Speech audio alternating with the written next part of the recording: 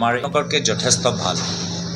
আমাৰ কথাবোৰ এটা প্ৰক্ৰিয়াৰ দৰে আৰম্ভ হৈছে আৰু তেওঁলোকৰ যিবোৰ কথাবোৰ আমি শুনিছোঁ যে বিজেপি দলৰ ভিতৰত সভাপতিয়ে এটা কথা ক'ব, মুখ্যমন্ত্ৰীয়ে পৃথক কথা ক'ব আৰু তেওঁলোকৰ এতিয়া আমি খালি মুখ্যমন্ত্ৰীৰ পৰাই কথা শুনি আছোঁ।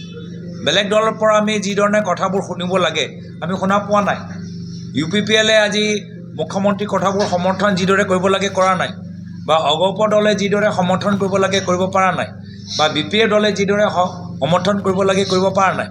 তো আৰু বহুত আমাৰ দলৰ বাহিৰে যিখিনি মানুহ আগতে যোৱাবাৰ বিজেপিক ভোট দিছিলে জাতি মাটি ভেটি নামত, পৰিৱৰ্তনৰ নামত, সেইখিনিও মানুহ এতিয়া গম পাই গৈছে যে পৰিৱৰ্তনৰ নামত মুখ্যমন্ত্ৰী আৰু ধনী হৈছে, ল'ৰাৰ নামত 17টা কোম্পানী খুলিছে, পৰিয়ালৰ নামত বাগান কিনিছে, চাৰিওফালে তেওঁলোকৰ মানুহবোৰ চিণ্ডিকেটত সোমাইছে, কিন্তু আমাৰ স্থানীয় মানুহৰ মাজত নিবনুৱা সমস্যা।